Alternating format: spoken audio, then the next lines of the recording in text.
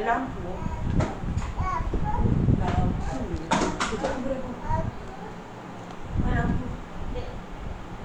Lampu. Siapa nak tidur angkat tangan? Tidur mana? Tidur situ. Tidur situ. Tidur situ.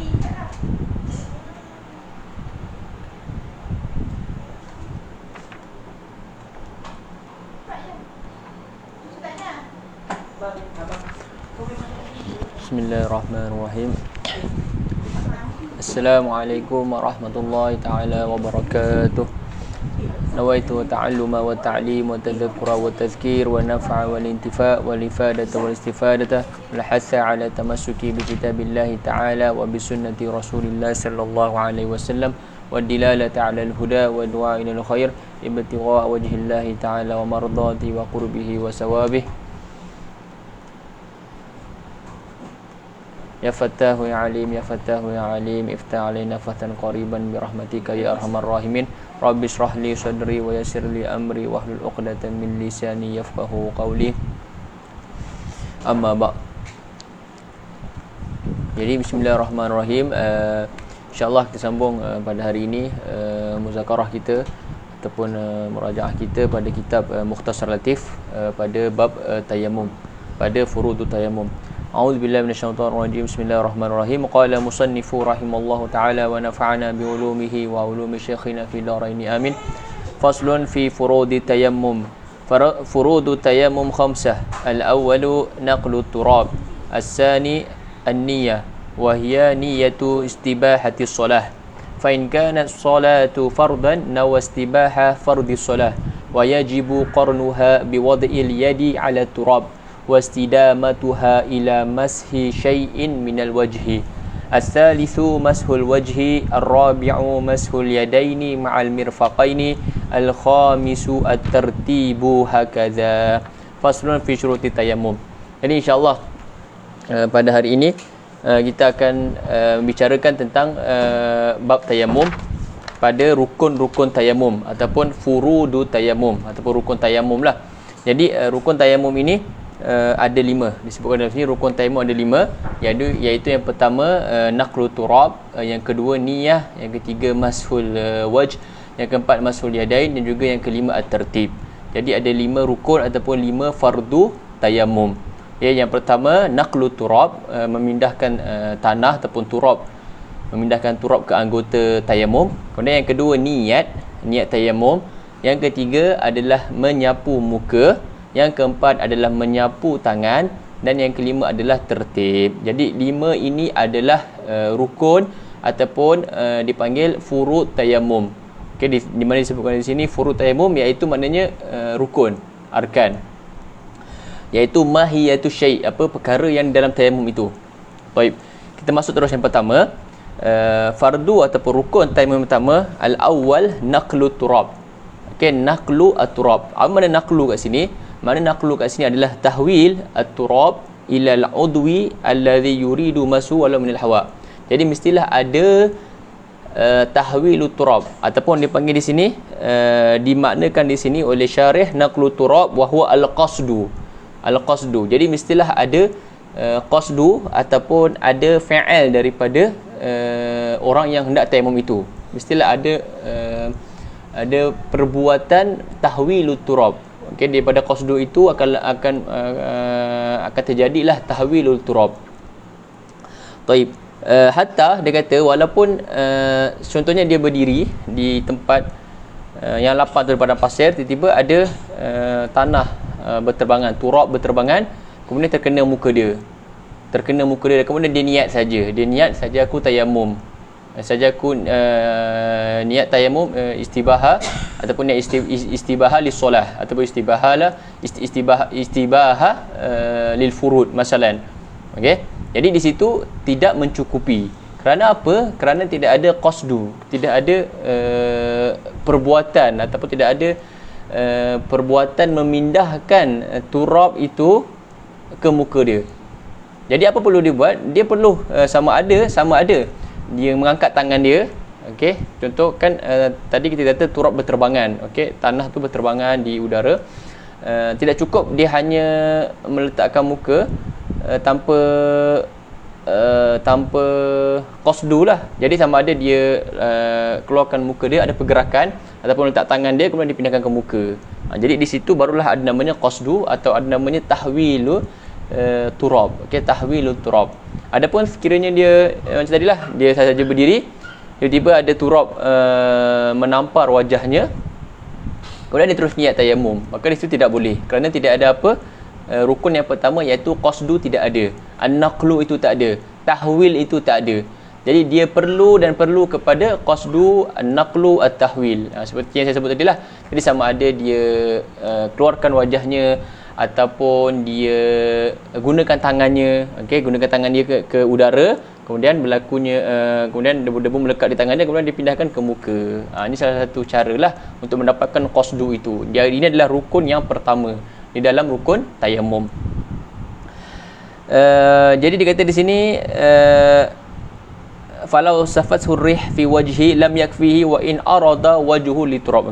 Kama bayantu, fala budda fi tayammum min qasdi turab la an yaqsidahu at-turab. Mestilah dia yang yaqsid turab, bukan turab yang yaqsid dia. Wa minha law marigha wajhu fi turab kafa li annahu qasdu turab. Jadi naqlu turab ni tidak semestinya dengan tangan.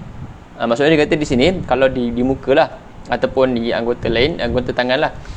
Sekiranya dia marigha wajahu fi turab, dia letak muka dia dekat tanah, dekat turab, gonyok-gonyok muka dia, maka yakfi, kerana di situ ada qasdu, walaupun bukan yang memindahkan turab itu anggota tangan dia, tidak disyaratkan menggunakan anggota tangan. Sekiranya mukanya itu dia letak ke tanah, kemudian dia sapu, maka itu pun mencukupi, kerana syarat pertama, rukun yang pertama itu ada, rukun qasdu itu ada, rukun naqlu itu ada, dan rukun istibahah itu ada. Jadi rukun yang pertama itu sudah ada. Tapi itu adalah berkaitan dengan rukun pertama, iaitu naqlu turab, ataupun di sini ditakrifkan sebagai al-qasdu ataupun tahwilu turab ila al-adwi alladhi yuridu masuhu walau minal hawa. Walau minal hawa. Dan kemudian yang kedua, yang kedua niat lah. Niat istibaha as-solah. Jadi apakah niat yang diperlukan ketika tayamum? Adakah niat raf'ul hadas? Adakah cukup niat tayamum saja ataupun niat fardu tayamum? Semua niat yang saya sebutkan ini tidak boleh. Tidak boleh niat raf'ul hadas, tidak boleh niat fardu tayamum. Kerana hadas tidak yarfa'. Hadas lam yarfa', kemudian tayamum ni adalah taharah dhaifah. Taharah dhaifah, laisa kal wudu allazi min at-taharah rafahiyah.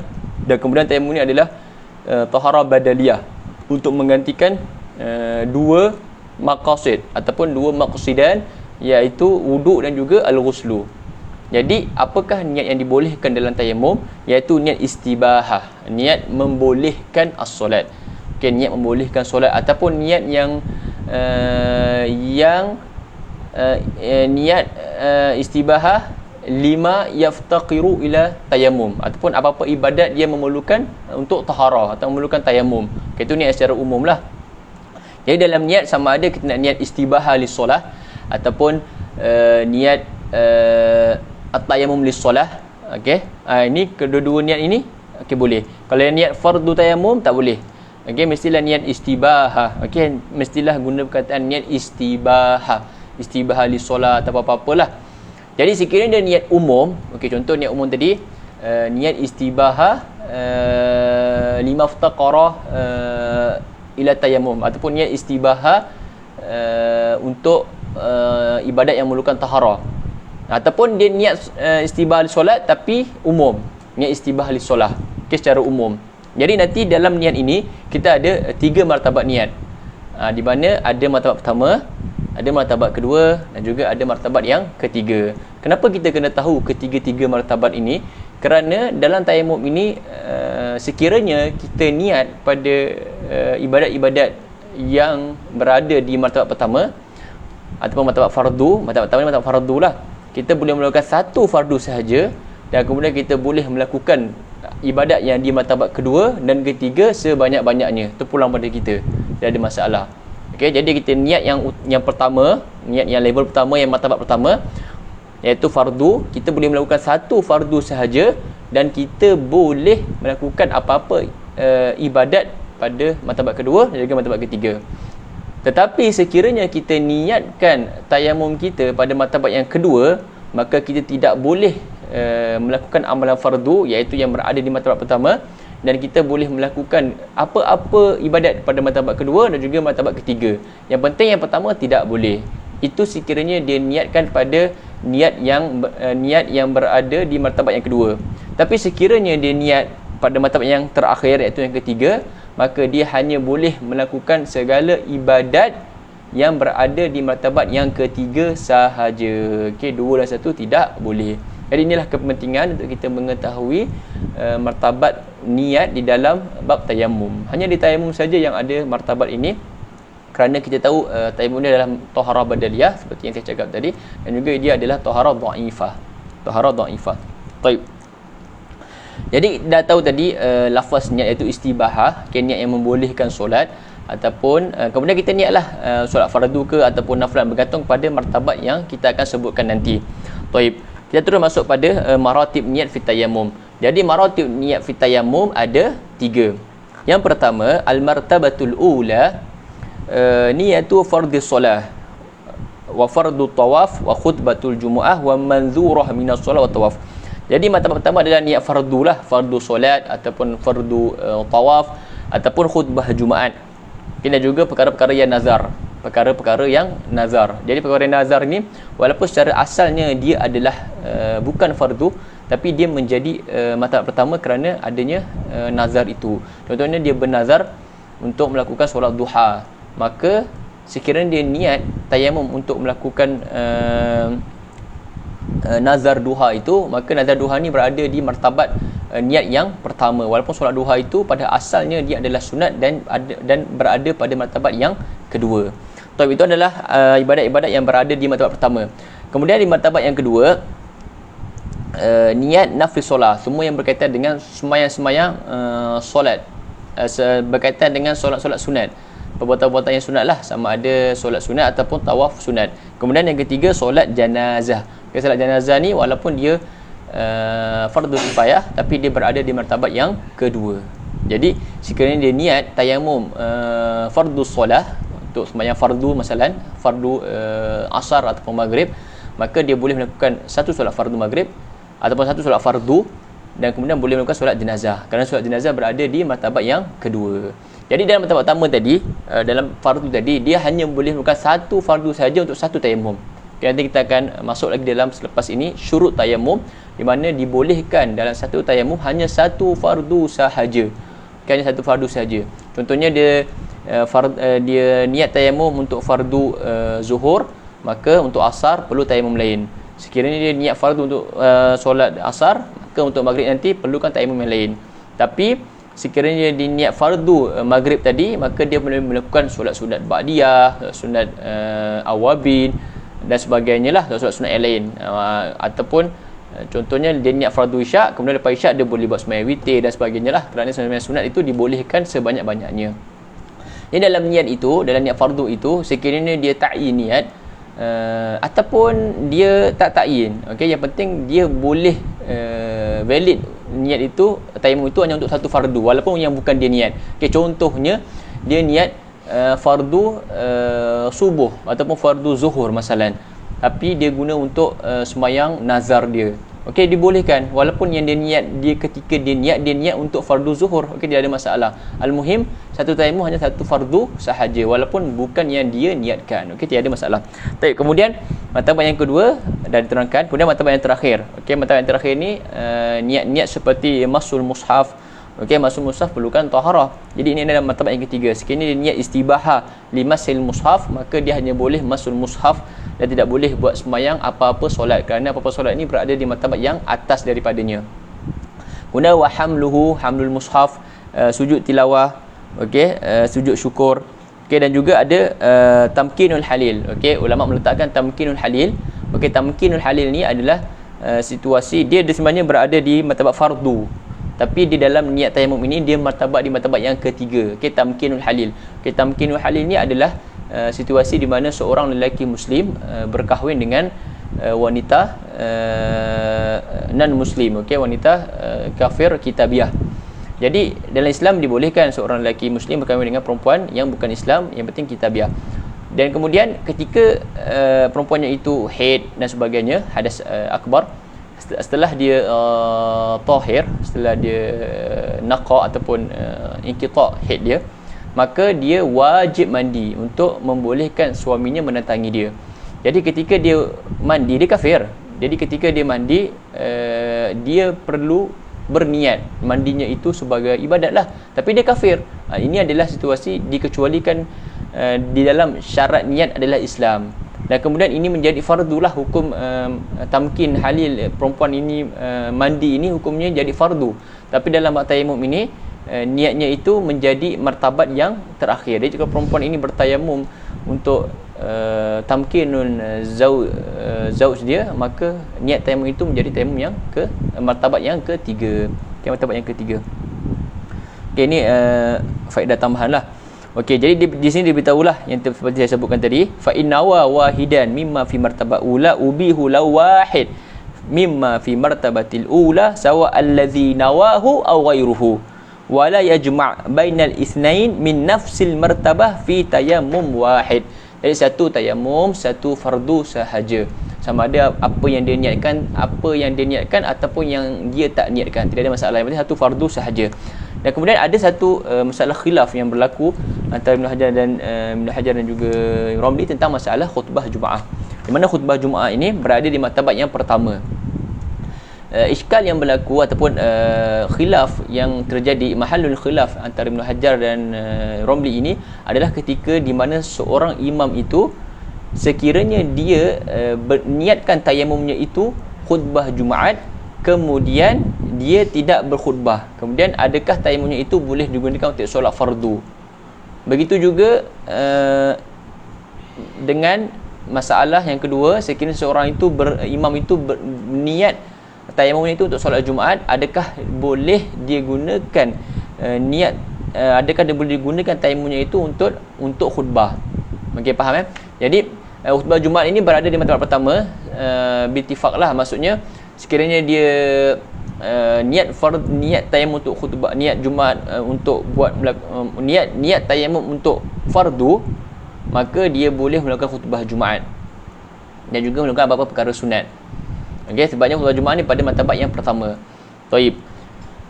Adapun iskalnya adalah sekiranya seseorang itu, imam itu, dia niat tayamumnya niat khutbah Jumaat tetapi tidak berkhutbah, adakah boleh digunakan tayamum itu untuk solat Jumaat? Maka Ibn Hajar kata tidak boleh. Okey, Ibn Hajar mengambil akad ihtiyatan. Jadi dia perlu tayamum. Jadi imam itu sekiranya dia niat khutbah, dia niat tayamumnya itu untuk solat Jumaat, tetapi dia tiba-tiba imam yang ditukar untuk berkhutbah tak datang, maka bolehkah digunakan tayamum yang dia niatkan untuk solat Jumaat untuk berkhutbah? Maka di sisi Imam Ibn Hajar tidak dibolehkan, maka dia perlu tayamum sekali lagi untuk khutbah.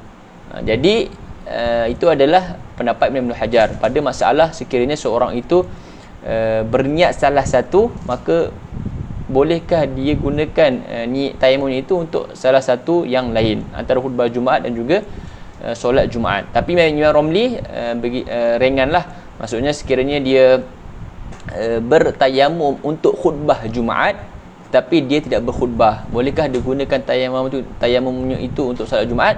Maka jawapannya boleh. Boleh Ala kulli hal, ini masalah khilaf pada masalah itulah. Sekiranya dia niat salah satu kemudian dia tak buat perkara tu, bolehkah dia gunakan tayamum untuk fardu yang lain? Tapi ala kulli hal, imam ataupun khatib Jumaat dia memerlukan dua tayamum, satu tayamum untuk khutbah dan satu tayamum untuk fardu Jumaat. Okey, sembahyang fardu Jumaat, kerana kedua-duanya berada di martabat yang pertama. Baik. Kemudian seterusnya fa in kad taib. Okey, fa in kanat as-salat fardan nawastibaha fardhi salah wa yajibu qarnuha biwad'i yadi 'ala turab wastidamatuha ila masi syai'in min al-wajhi. Kemudian istidamah ini, okey, masalah niat tadi, bila dia dia dah tahu lafaz niat, bila dia nak niatkan dalam hati dia, mahalun niat al-qalb, bila dia nak mulakan niatnya itu, iaitu ketika dia meletakkan tangannya ke atas turab, sama ada turab tu alal hawa atau turab tu alal ar atau alal syai'. Jadi ketika dia meletakkan tangannya itu ke turab, di situlah bermulanya niat dia. Di situlah bermulanya niatnya. Kemudian dia kata yajibu qarnuha biwad'il yadi 'ala turab. Qarnuha ai niyah wastidamatuha. Masalah istidamah ini juga adalah masalah khilaf. Istidamatuha, yang mensyaratkan istidamah ini adalah Imam Ibn Hajar. Maksudnya apa? Ketika dia naqlu turab tu, dia sudah mulakan niat. Dia sudah mulakan niat istibahah li fardhis solah. Matlamat yang pertama. Tetapi kalau dia niat istibahah li solah sahaja ataupun istibahah lima ftaqara ila tayammum, maka dia akan turun pada manzilah yang paling rendah. Dia akan turun nazala fi adnal maratib. Kalau dia niat solah saja, maka matlamat yang kedua, solat sunat sajalah. Jadi ketika dia meletakkan tangannya di turab, maka dia niat istibahah li solah masalan. Kemudian dia perlu istidamah niat itu sehinggalah dia menyapu muka dia. Istidamah itu adalah syarat Imam Ibn Hajar. Kerana apa? Kalau sekiranya ketika dia letak turab, tangan di turabnya itu dia niat, kemudian bila dia angkat tangan dia, tiba-tiba azabat niatnya itu hilang. Tidak ada niat di dalam, tidak ada istidar niat tu tidak istidamah, kita potong. Kemudian ketika nak sapu muka, baru dia istihdar balik, dia tajdid niat balik. Maka Imam Ibn Hajar di sini menyatakan bahawa istidamah itu syarat, dan kemudian tayammumnya itu, niat itu tidak sah kerana tidak ada istidamah. Adapun Imam Romli berkata istidamah itu tidak disyaratkan. Ketika dia letak tangan di turab, dia niat, kemudian sekiranya niatnya hilang ataupun niatnya itu terputus, tapi ketika dia meletakkan tanahnya itu di muka, dia tajdid ataupun istidar balik, maka dibolehkan. Maka dibolehkan, la yadur indal Imam Romli, tidak ada masalah. Jadi istidamah ataupun istidamah tidak disyaratkan indal Imam Romli.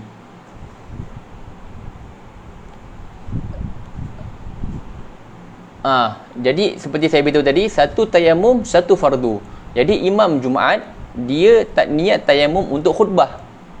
Dia niat tayammum untuk, ataupun dia niat tayammum fardu. Niat tayammum yang martabat yang paling atas.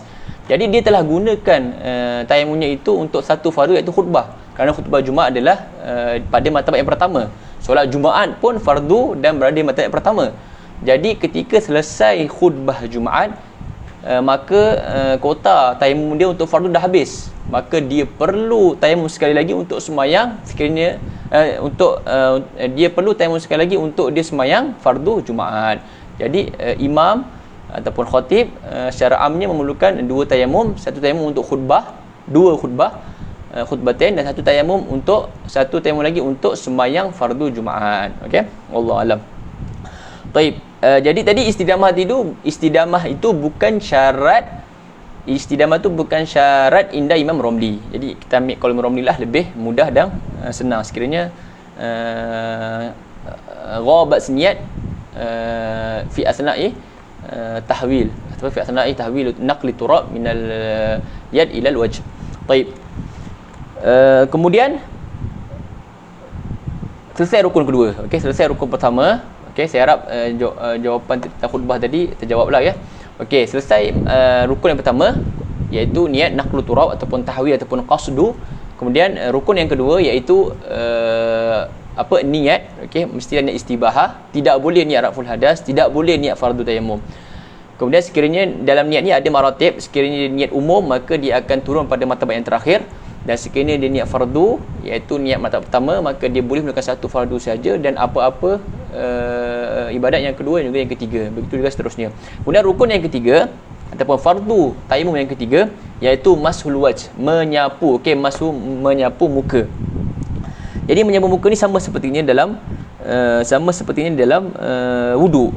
Perlulah sunatnya bermula daripada atas, seperti wudu, bermula daripada atas. Kemudian isti'ab keseluruhan muka, hatta di celah-celah hidung ini pun perlu disapu. Okey, pastikan kena keseluruhan muka seperti wuduk. Okey, seperti wuduk. Cuma tidak disyaratkan kalau janggutnya itu khafif, tidak perlu dimasukkan debu dalam janggut jin dan sebagainya. Okey, ringkas. Yang penting kena keseluruhan kulit muka, hatta walaupun di hidung ini. Okey, di tanah, di daging yang di celah antara hidung dan juga bibir ini. Okey, itu adalah rukun yang ketiga, iaitu mashul wajh, menyapu muka. Kemudian yang keempat, rukun yang keempat adalah mashul yadain ma'al mirfaqain, sama seperti wuduk, iaitu menyapu tangan sehingga ke mirfaq. Okey, ini adalah muktamad ataupun qaulul jadid indal Syafi'i. Adapun ikhtiar Imam Nawawi dan juga qaulul qadim indal Syafi'i, tayamum itu yang di tangan itu hanya sampai kok. Okey, sampai sini saja, kok. Dia sampai pergelangan tangan sahaja, kok sahaja. Tetapi yang muktamad adalah sampai mirfaq, sama seperti wuduk. Dan kemudian dalam mashul turab, dalam mashul yadain ni ada cara ataupun kaifiat yang afdal yang ulama beritahu. Okey. Jadi pertama sekali, lepas dah dapat dah tepuk tangan di turab, okey, tepuk tangan di turab, okey, tepuk.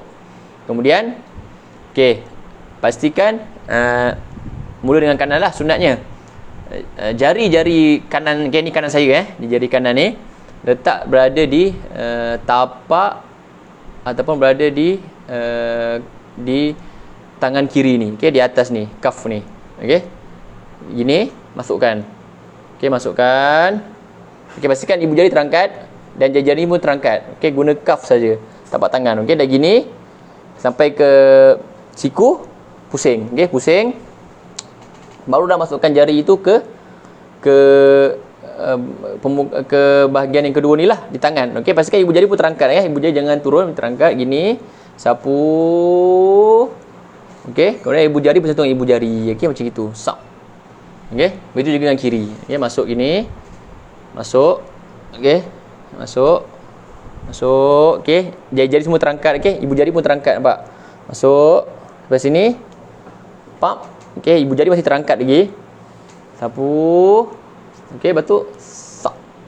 Okey, ini adalah kaifiat afdaliyah di dalam menyapu tangan. Okey, menyapu tangan sampai mirfaq, sama seperti wuduk. Okey, ini adalah muktamad, berbeza dengan ikhtiar Imam Nawawi dan juga qaulul qadim yang mengatakan tayamum itu hanya sampai kok saja, pergelangan tangan. Baik. Kemudian rukun yang terakhir dalam tayamum iaitu tertib. Okey, tertib. Wal murad bi tertib kama qal at-tertib bainal mashataini. At-tertib bainal mashataini la naqlataini. Okey, jadi kita ada mas, kita ada naql. Jadi tertib tu kat mana? Tertib tu dekat mas. Okey, mas muka dengan tangan. Tertibnya mestilah menyapu muka dulu baru menyapu tangan. Adapun naqlah, memindahkan turab, tidak disyaratkan tertib. Okey, contoh. Okey, awal tadi saya dah beritahu tidak disyaratkan debu tanah itu mesti daripada tangan. Okey, contohnya dia guna khirqah. Okey, dia ada selendang ataupun shawl dia, ridak dia. Okey, ridak dia, dia ambil ridak dia, okey, dia sapukan dekat turab. Okey, contoh. Okey, dia ada shawl, dia ambil turab, okey, sapu. Ini adalah naqlah yang pertama. Naqlah yang pertama. Kemudian letak tepi. Okey, letak tepi. Okey, ni yang pertama letak tepi. Kemudian dia ambil tangan dia pula, tepung kain yang lain, dia sapu debu tanah. Okey, ni yang kedua. Kemudian naqlah yang kedua ni dia guna untuk sapu muka. Kemudian naqlah yang pertama tadi dia guna untuk sapu tangan. Maka ada tertib tak di situ? Ada tertib. Kerana apa? Kerana dia sapu muka dulu baru tangan. Adapun naqlu turab ini tidak disyaratkan tertib. Okey, faham Jadi makna tertib itu adalah bainal mashataini, laisa baina naqlataini. Okey? Laisa baina naqlataini. Falau naqala turaban awwalan biqasdil yadain ka'an naqalahu bi khirqah wa lam yamsah bihi thumma naqala thaniyan bi qasdil wajhi wa masaha bihi wajhahu thumma masaha yadahu bi turabi naqlatil ula sah lianna wujudu tertib bainal mashataini walau tertib bainal naqlataini tidak ada. Okay, naqlah yang pertama itu naqlah yang pertama tadi digunakan untuk tangan dan naqlah yang kedua digunakan untuk muka. Tapi yang disapu dulu muka dulu. Okey, tidak ada masalah. Jadi alhamdulillah setakat ini saja muzakarah ataupun murajaah ringkas kita dalam bab tayammum, dalam furud tayammum. Jadi kita ulang secara ringkas. Fardu tayammum ataupun rukun tayammum ada 5, iaitu pertama naqlu turab ataupun qasdu ataupun tahwil turab, yang kedua an-niyah, yang ketiga masul wajhi, yang keempat masul yadaini, yang kelima tertib. Jadi anggota tayammum hanya ada 2 sahaja, iaitu muka dan juga tangan. Ada beberapa sunat-sunat tayammum yang tak disebutkan di sini. Okey, saya sebutkanlah secara ringkas. Antara sunat-sunat tayammum iaitu tasmiyah. Okey, membaca bismillahirrahmanirrahim ataupun basmalah sama seperti wuduk bizab. Kemudian taqdimul yumna kama fil wuduk bizab. Kemudian wa'ala wajhi, pada muka tadi saya dah beritahu. Okey, mula pada atas sama seperti wuduk. Kemudian takhfiful ghubar. Okey, menipiskan ghubar. Okey, tanah itu daripada tepuk, kemudian nipiskan, sama ada gini. Okey, takhfif beginilah. Okey, takhfiful ghubar, cara untuk menipiskan turab lah. Okey, gini takhfif. Okey, ini adalah sunat. Kemudian mualah kama fil wudu wa tafriqul asabi' fi darbatin. Okey, jarinya itu direnggangkan. Okey, jangan dirapatkan. Okey, direnggangkan, sapu. Okey, kemudian dinipiskan tempat lain ya. Tempat lain. Kerana apa? Nanti tempat tanahnya itu jadi mustakmal lah. Okey, kena letak tempat lain lah. Okay, kemudian naz'ul khatim, okay, mencabut cincin, kerana nanti di basuhan yang kedua untuk basuhan pula, sapuan yang kedua nanti akan ada kulit yang tidak terkena tanah. Mencabut khatim di mashu ataupun di basuhan, di sapuan yang kedua wajib. Okey, wajib. Kemudian imrarul yadi ala udwi, bukan yalah, okey, imrarul yadi ala udwi. Okay, itu beberapa istiqbal qiblah, okey, dan sebagainya lah, sama seperti wuduk. Dan kemudian ada beberapa perkara makruh, iaitu takrar. Okey, takrar, taslif makruh. Okey, makruh. Taslif fi tayammum makruh. Okey, jadi sekali sapuan saja, sapu muka sekali je habis, khalas. Okey, tangan sama, sekali sapuan je habis. Okey, cara nak sapu tangan ke muka terpulang, yang penting sampai. Cuma tadi yang saya beritahu ada cara yang paling afdal, nak sapu macam gini ke kama tuhib. Okey, al-muhim isti'ab fi jami'il udwi. Dan kemudian tidak ada takrar. Okey, tidak ada takrar, kerana takrar itu makruh. Kemudian tayasur pun makruh. Okey, tidak ada mutayammun. Okey, tidak memulakan dengan anggota kanan, menggunakan anggota kiri, itu pun adalah makruh. Mاشي. Tayyib. Khalas. Okey, intahaina. Walhamdulillah, insya-Allah pada pertemuan yang selepas ini kita akan membicarakan tentang syurut tayammum. Okey, syurut tayammum ni pun ada beberapa perkara yang dia termasuk dalam fardu, dan ada beberapa perkara yang dia merupakan syurut kharijut tayammum. Okey, al-muhim kita akan diskusikan pada liqa akan datang, liqa muqbil, insya-Allah, pada syurut tayammum lah. Dan itu adalah liqa terakhir dalam bab tayammum. Kemudian kita akan masuk bab haid, dan kemudian kita akan masuk bab solat. Hanusalli insya-Allah. Ba'da tahaina bi taharatil kamilah. Baik, wa azunnu intahaina huna. Insya-Allah, sekiranya ada apa persoalan, okey, boleh tanyakan dan kita sama-sama muzakarahkan insya-Allah. Jazakumullah khair wa astaudiukumullah. Assalamualaikum warahmatullahi taala wabarakatuh.